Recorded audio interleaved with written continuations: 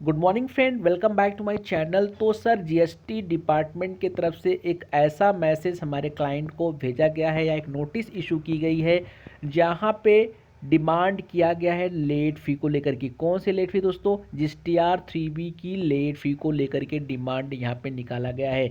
बोला गया है कि आपने अपनी जीएसटीआर 3B तो फाइल कर दी है, लेकिन शॉर्ट लेट फ़ी का पेमेंट आपने किया है। दोस्तों आप लोग को पता है कि जीएसटीआर 3 फाइल करते समय जीएसटीआर 3 खुद ऑटो कैलकुलेट करती है लेट फी, उसके बाद ही रिटर्न फाइल हो पाती है। तो क्लाइंट ने ऑलरेडी फाइल तो कर दी है, लेकिन यहाँ पे बोला गया कि आपने शॉर्ट लेट फी का पेमेंट किया है, आपको और लेट फी यहाँ पे भरना पड़ेगा। तो चलिए दोस्तों जानते हैं पूरा मैसेज। चैनल पे अगर आप लोगों ने फर्स्ट टाइम विजिट किया है तो चैनल को सब्सक्राइब कर लीजिएगा, बेल आइकॉन को दोस्तों हिट कर लीजिएगा। सारे लेटेस्ट इन्फॉर्मेटिव वीडियो यहाँ पे आप सभी को मिलता रहेगा।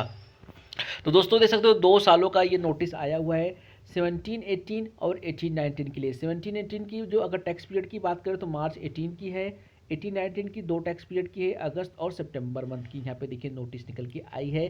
उन्होंने बोला कि हमारे हिसाब से जो लेट फी बन रहा है, यहाँ पे आप देख सकते हो उनके हिसाब से लेट फी बन रही है कितनी, 4775 4775 4850 4850 4725 4725। और हम लोगों ने जो पेमेंट किया है कितना किया है, मतलब जो सिस्टम ने ऑटो कैलकुलेट किया था वह किया था, ये देख सकते हो 50 रुपीज़ 50 रुपीज़ 800 और 800 रुपीज़। यहाँ पे सिस्टम ने ऑटो कैलकुलेट किया था, ये हमने पेमेंट करके रिटर्न फाइल कर दी थी। अब बैलेंस अमाउंट को बोल रहे हैं कि आप भैया यहाँ पे कर दो पे। बैलेंस अमाउंट दोस्तों यहाँ पे देख सकते हो 4775 4775 4800 4800। इस बैलेंस अमाउंट की यहाँ पे बात की गई है कि आपको करना पड़ेगा पेमेंट। अब आपको ये जानना जरूरी है कि जो शॉर्ट यहाँ पे लेट फी की बात की गई है किस तरीके से यहाँ पे फाइंड आउट किया गया है, कैलकुलेट किया गया है। तो देखिए यहाँ पे पूरा लिखा हुआ है। क्या लिखा हुआ है सर, मैं बता देता हूँ दोस्तों। बीच में एक नई नोटिफिकेशंस आई थी, जैसा कि आप लोगों को पता होगा, जहाँ पे बोला गया था 2017 से लेकर के 2018 के लिए एक कंडीशनल वेबर लेट फी लाया गया था। शायद बिल्कुल आप लोग को यहाँ पे याद आ गया होगा कि भैया आप 2017 जुलाई से लेकर के और यहाँ पे 31 दिसंबर 2018 तक आपको क्या दिया जाएगा, कंडीशनल वेबर लेट फ़ी दी जा रही है। तो दोस्तों यहाँ पे देखिए जो कंडीशनल वेवर लेट फी थी उसमें क्या कंडीशन था। कंडीशन ये था कि अगर आप देख सकते हो, अगर आप 22 दिसंबर 2018 से लेकर 31 मार्च 2019 तक अपना रिटर्न्स यहाँ पे फाइल कर देते हो तो आपसे 1 रुपये का भी लेट फी चार्ज नहीं किया जाएगा, बिल्कुल। लेकिन अगर इस पीरियड तक अपना आप रिटर्न फाइल नहीं कर पाते हो, जुलाई 2017 से लेकर के 18 तक का, तो आपसे एक्चुअल डेट से लेट फी चार्ज की जाएगी। तो दोस्तों बिल्कुल हमारे क्लाइंट ने यहाँ पे इस ड्यू डेट तक रिटर्न फाइल नहीं कर पाया क्योंकि उसके पास फंड का इशू था, कोविड चल रहा था। उस ये ड्यू डेट जाने के 2 दिन बाद क्लाइंट ने यहाँ पे अपना रिटर्न फाइल किया और यहाँ पे सिस्टम के द्वारा सिर्फ 2 दिन का ही लेट फी कैलकुलेट किया गया था। मतलब जीएसटीआर 3 फाइल करते समय 2 दिन का ही लेट फी कैलकुलेट किया गया, 50-50 रुपये, और क्लाइंट ने 50-50 रुपये भर के अपना लेट फी फाइल कर दिया। तो बताइए इसमें क्लाइंट की क्या गलती है या यहाँ पे प्रोफेशनल्स की क्या गलती है? क्योंकि हम 3B के डेटा को एडिट नहीं कर सकते, आप लोग को ऑलरेडी पता है। जो लेट फी कैलकुलेट कर लिया है उसके अकॉर्डिंग हमने पेमेंट करके रिटर्न फाइल कर दी। अब यहाँ पे डिपार्टमेंट का कहना है कि भैया चूंकि आपने कंडीशनल जो ड्यू डेट दिया था वह बीतने के बाद आपने रिटर्न फाइल की है, तो आपको एक्चुअल डेट से आपको लेट फी यहाँ पे भरना पड़ेगा। तो दोस्तों बिल्कुल इसलिए इन्होंने यहाँ पे एक्चुअल डेट से ये कैलकुलेट किया है लेट फी।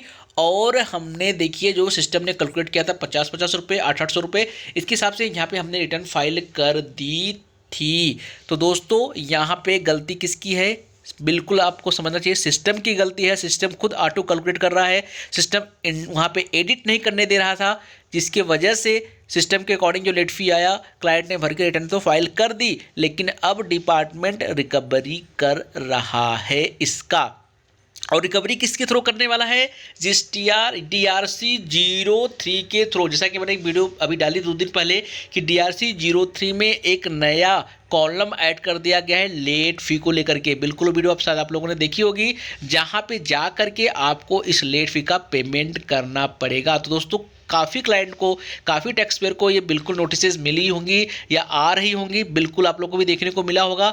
अब यहाँ पे 3B के साथ साथ GSTR 1 का भी दोस्तों बिल्कुल नोटिस इशू की जानी शुरू कर दी है कि भैया आप GSTR 1 का लेट फी का पेमेंट कर दो, DRC 03 के थ्रो करना पड़ेगा। सिस्टम ऑटो कैलकुलेट नहीं कर रहा है GSTR 1 का लेट फी, लेकिन आपको DRC 03 के थ्रू पेमेंट करना पड़ेगा। लेकिन दोस्तों डेफिनेटली ऐसा अगर होता है तो यहाँ पे बड़ा प्रॉब्लम टैक्स पेयर्स के लिए हो सकता है। इसे जितने जल्दी हो सके गवर्नमेंट को इस स्टेप को हटा लेना चाहिए। हालांकि ये मैसेजेस सिर्फ आ रही हैं, कोई लीगल नोटिस अभी आपके पोर्टल पे देखने को नहीं मिलने वाली है, लेकिन DRC 03 के अंदर इन्होंने लेट फी का कॉलम ऐड कर दिया है। इनका इंटेंशन पूरा बन चुका है गवर्नमेंट का कि लेट फी की रिकवरी की जाएगी।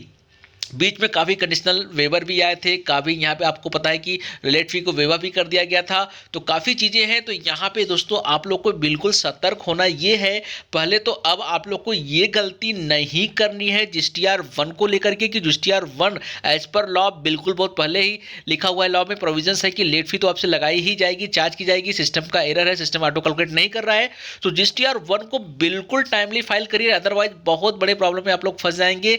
एज वेल एज दोस्तों अभी तक आप लोगों ने जो रिटर्न्स फाइल किया है उसकी वर्किंग बता लो कि आपने कितना दिन लेट किया था, कब कब यहाँ पे कंडीशनल वेवर आई थी, कब कब लेट फी का वेवर आया था। बहुत सारे बीच में से बहुत सारे स्कीम्स गवर्नमेंट लेके आई थी, कभी कंडीशनल वेवर था, कभी लेट फी वेवर था, कभी डेट एक्सटेंड हुआ था। तो इन सब चीज़ों का वर्किंग बना के रखो, जिससे आपको भी आइडिया लगे कि आपका एग्जैक्टली कितना यहाँ पे लेट फी वगैरह बन रहा है। तो दोस्तों यहाँ पे अब आप लोग को सतर्कता के साथ काम करनी पड़ेगी, नहीं तो काफ़ी बड़े प्रॉब्लम में फंस सकते हो। आई होप दोस्तों आपको वीडियो अच्छी लगी होगी। चलिए मिलते हैं फिर एक नए वीडियो के साथ, तब तक के लिए जय हिंद, जय Bharat. Thank you for watching.